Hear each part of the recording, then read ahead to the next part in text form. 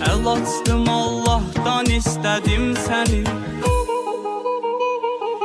Getirdi arzularıma Allah məni.